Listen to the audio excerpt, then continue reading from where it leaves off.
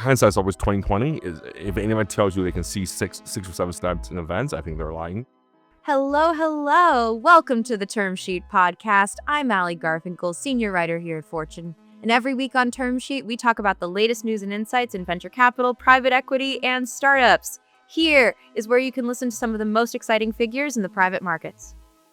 Now, for this week's news, we're going to do something a little bit different. We're going to get into something that lots of folks know about, but not everybody is necessarily talking about. And that's how ARR is being used in AI startups. Now, I published a feature this weekend about this exact topic. And for those of you not in the know, ARR is annual recurring revenue, which in certain ways, at least on the surface, is exactly what it sounds like. It is revenue that is more or less annual or annualized, and it is based on long-term contracts, long-term sales cycles. It became very popular during the SaaS era where sales cycles were extremely long, so often multiple years, and you could very reasonably predict the stability and growth of a business based on ARR. It was an extremely useful tool in valuations, and it was extremely useful in terms of figuring out who the giants were going to be. Now, in the AI era, things are getting a little bit dicier. A lot of folks are using pilots, for example, to try to calculate ARR. They're using one-time deals to try to calculate ARR. And it's going to create some problems down the line, I expect. Now, if this all sounds really sketchy to you, that makes perfect sense. I feel very complicated about it because on one hand, as many professors reminded me as I was reporting this story, a little bit of creative accounting is a time-honored tradition across many industries. And revenue isn't just a number. It is a byproduct of a series of decisions that aren't necessarily objective. That is part of the process. That being said, I do worry about this. There is a sense that folks really need to keep up with the Joneses. It is clearly indicative of where we are in a hype cycle to me.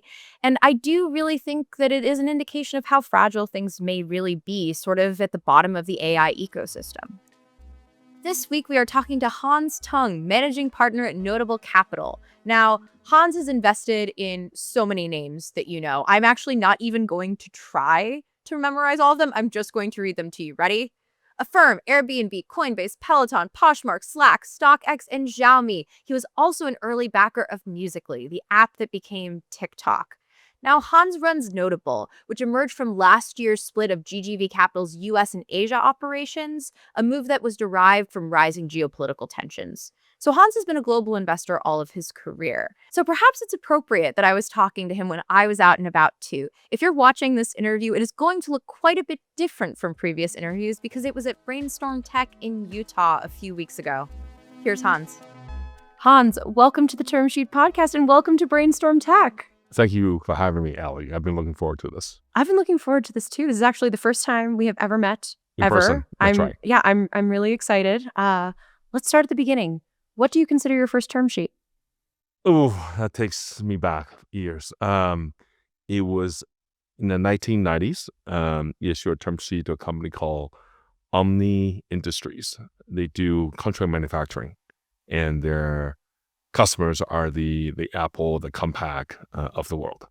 And we tracked that sector for a while. It just feels like there are differentiation going on in that part of the segment, and it feeds into all the consumerism and shopping and the new gadgets that's happening in the U.S. and Europe. And having been born in Taiwan, I appreciate manufacturing, especially higher end manufacturing, and so that was the first deal I ever did, and very proud of how that one got turned out. I would say, how did it turn out? It was acquired by, I think, Selectron or Jabil, one of the two. And so it got consolidated, and I think ended up making 3-4x in about 4 or 5 years. Back then, it was a big deal. That was before internet. So doesn't have the big, $50 billion, $100 billion kind of outcome that you see today. But for a period of 4 or 5 years, getting a 4x, everyone was very happy. So your first, kind of like a singer, your first song was a hit? Yes. Hit for the time, more or less? But the first term sheet in internet was not easy. The first term sheet, I won't go into names, but the first couple did not go well. Before you can see a TikTok or a Airbnb or a firm, etc., you need to lose a little and gain that experience to see what does greatness look like. And it's easy to want to invest in something that makes money, that fits a thesis, rather than go for something that is a little bit riskier, but has a chance to really work out if they can make it. It's interesting. Recently, someone said to me that they believe you're either a good investor or you're not. And that experience actually doesn't matter. And I don't know if I agree with that. It looks like, look, how does that make you feel? I think there are at least two types of investors I've seen done amazing work in their career. One is Moneyball, and it's just play the odds. You're very patient. You accumulate as much of the 5 to 8x, maybe 10x return, and you play the odds. And if your loss rate is less than 10%, you can get there. The other one's obviously Powerball. And you end up losing a lot more. Wipeouts are more often, but you can hit Facebook, hit a TikTok, and that makes the whole portfolio completely different. Which are you? I'm definitely more of a Powerball. I wish I could play Moneyball, and I admire investors who can do that. But it's more important to find the style that fits you, because this game is hard. Even you batting 300, you're already amazing. And so it is not for the faint of heart, and it takes a while for things to be proven one way or the other. It's easy to just fight for the hottest deals and try to do the coolest deal every time. But in the long run, it's the best hits tend to be the ones that's the loneliest. I remember this very clearly that when DSD guys invest in Facebook, everybody I thought it was not a smart thing, yet they were told that in each of the Sun Health row firm, somebody told them, hey, that's the right deal. But they, in those firms, they couldn't do it because they are the minority voice in each firm. So the biggest hits tend to be the loneliest ones. What's an example of that from your life? The The loneliest one you can think of, Hans. There were a few. When we invested musically, they had shot up to be top of the charts on Apple App Store, and it's a teenager lip sync video People app. also And, thought it was so weird. and yeah, a lot of people was like, what is this? Yeah. This is a flash in the pan. So many other were funded and did not go well. Why would make this one different? And it ends up doing quite well, and it was acquired by ByteDance and obviously became TikTok. So to be able to see that several steps in events is not easy, but that's the one probably was one of the loneliest I ever went through as an investor. Well, this is one of those things, too, that I wonder about time all the time, which is how many steps in advance did you see? Were you sort of looking at that saying, oh, okay, I could see 6 or 7 orders down the line, but this is huge? Or I just can imagine a lot of people really wanting to use this because it's fun. Right. I mean, hindsight's always 20/20. Is if anybody tells you they can see six or seven steps in events, I think they're lying. It's very hard to do that. If you can even see 2 or 3 steps in events, it's already something. I think what piqued my interest about Musically was that the co-founders, especially Alex, the product genius, is just someone who understands human psychology, user psychology extremely well. And he's so observant. When he takes Caltrain to go work at SAP from the city to San Jose, just observing what users do on the train and see how young users were using apps.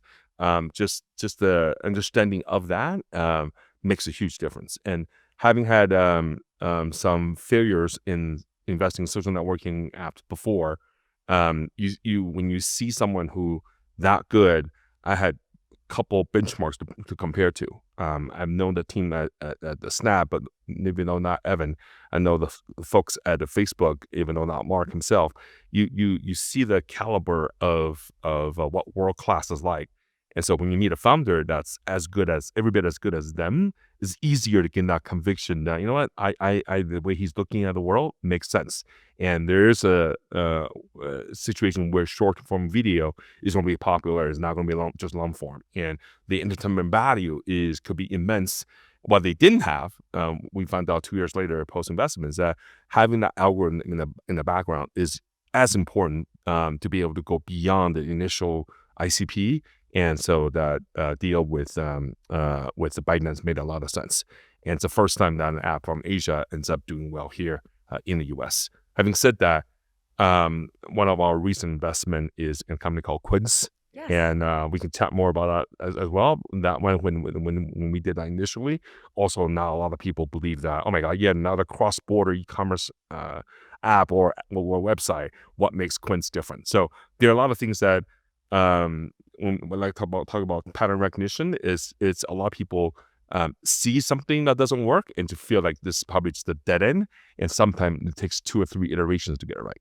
Well, and you said something very interesting about being observant. One thing I find very interesting about consumer is that there's a little bit of alchemy to it, why one thing will take as opposed to another. And part of it, I imagine, actually, someone said to me once that a social network takes the form of its founder's brain.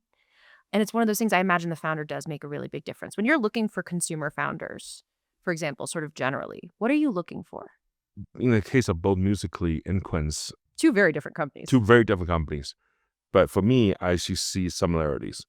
Both founders understood their ICP extremely well, For our audience, what's ICP? your ideal customer profile. And for Musically, they understand users' need for entertainment and attention spans getting shorter and shorter. So you got to capture people's interest immediately. And then for Quince is middle class getting squeezed, and there's inflation's going up, and yet people have champagne taste. It's hard not to as you get older in life. Yet they increasingly need to do it on beer budgets, and so Sid and his wife both are just, one is a technologist, one is a retailer, and both of them just together just know what people like themselves would want to have in life and be able to go out and value the importance of supply chain to have that source from around the world to be able to do that at competitive prices, cut out the middleman. It is just something, and leverage technology to manage all that is something that's just quite impressive to see. So both of them impress me by their understanding of their ideal customer profile, but also learning how to use technology to achieve that in a way that not as many people appreciate how end-to-end you have to be to make that experience work. Well, that's really interesting. It's they don't just understand who they're trying to reach, they understand exactly how technology will reach that person. Correct. Are there other examples you can think of? Those two really jump out at me. If I look at one of our more recent investment, I wish we were in there earlier, but better late than never, is Anthropic. That's also between Anthropic and OpenAI. You can debate which one can be bigger over time, but we just thought that, and I come from the world of super apps, from learning from Asia. It would be more obvious to pick OpenAI, but the Anthropic way of being embedded, empowering other people to get more productive, to be the model that all the developers can use very easily to create new apps on top of that. That's something that it just is innovated out of Silicon Valley, and that embedded strategy can work too. And in the world of product-led growth, if you have a product that works, other people will gravitate towards it. And seeing how that has grown and leveraging technology to do it is impressive to see. They're not the most social people in the world, and they definitely are in a lot of controversy themselves, but they always try to do the right things and to think about safety first. And that approach is not as good for a super app, but it makes perfect sense for being embedded and become the brain everyone tap into to build their own application on top of that. Well, one of the things I mean, you sort of referenced this, so I want to sort of pull it out and see if it's the case. I mean, it seems like part of your bet on Anthropic is that they could be a super app. Is that part of the thesis? One of the things that caught our attention was their API business. And so we felt that the more people ping Cloud to generate codes for a variety of situations, over time you can contextualize and productize that templates for specific vertical uses. So when Cloud comes with something, Cloud for finance, it wasn't surprising to us. When Cloud comes out for Cloud Code, also wasn't surprising to us. And so it's something we thought they could do, wasn't sure if they would be able to do it so quickly. And so that has been a very pleasant upside surprises for us. But one of the initial thesis was the fact that they are attracting great talent. And if they continue this embedded strategy, they will come up with smarter and smarter codes that just makes it easier for more people to ping them. And that positive flywheel would be hard to stop. So the super app, you have to do a lot of things well, or they become a platform to invite everyone else to come in. This is a different kind of super app, so I can see why you asked me that question. It's almost like a reverse super app. And then it just empowers more people to ping them for help, and then they get smarter over a period of time. I was going to say, as an investor in Anthropic, I imagine you have thoughts about whether or not we're in an AI bubble. Where do you stand on the bubble or not conversation? Having gone through Internet 1.0 as a tech banker and founder, and then 2.0 in the mobile internet era, and cloud computing as a junior partner in VC, and seeing now the third time as one of the folks that kind of help to co-run the firm, it's hard not to see bubble happen in every cycle. Um, It's part of the system. the part of the system. And there's so many names from 1.0 now they excite of the world and so forth. It is some microsystems, so many names people forget, but they all at one point in time were making huge impact in the world they're in. And so it's just so hard to be able to continue to do well over a period of cycles. So that having that bubble is inevitable, and having creative destruction is almost inevitable. But Creative destruction. that's right. But the talent remains, and the talent that gets move over to the new things are just super, super exciting. And that is what part of the reason why Silicon Valley and the United States in general becomes such an attractive place to attract talent worldwide.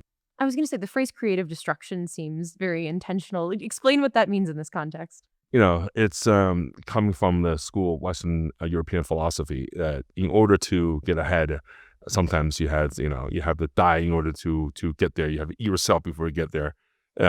With every invention that we see, whether it's the steam engine or electricity or computers, the previous generation, they will unfortunately be those that don't end up making that transition. But the ones that do ends up being stronger in the process. And the industry and the GDP growth just becomes bigger and bigger and bigger. Look at the trillions of dollars of value creation that came out of NVIDIA and other AI-related companies that have done well over the last few years. The changes and the impact, and it makes the new application that enables, it keeps America and the world at the forefront of what it could be. There's when that comes obviously with great responsibility as well, and that's something that doesn't get discussed as enough, because you try to make sure that doesn't hinder innovation. But striking that balance is so important, and I appreciate folks like NVIDIA and Anthropic trying to do that in their own right. When you think back to that first term sheet, how old were you when you gave that first term sheet? I was in my 20s. You were in your 20s. What did you not know then that you know now? Back then, it's when things go well, it's easy to feel good, and it's easy to feel that, oh, I did it, I picked it. As you go, It was me. That's right. Yeah. As you get older and older, you realize that a lot of it is because it's the right thing to do at the right time. The macro plays such a big role that is easy to forget.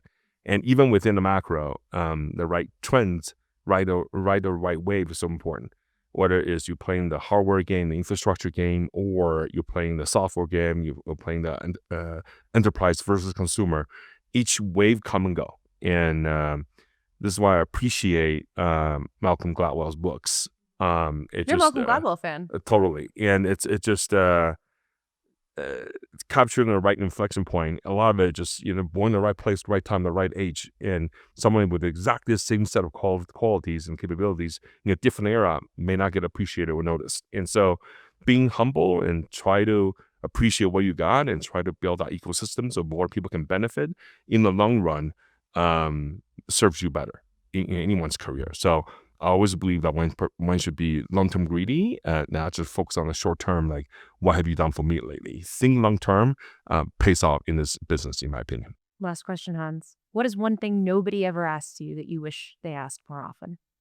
I feel that in a VC business, is a lot of it gets breakdown into game of economics, at best psychology.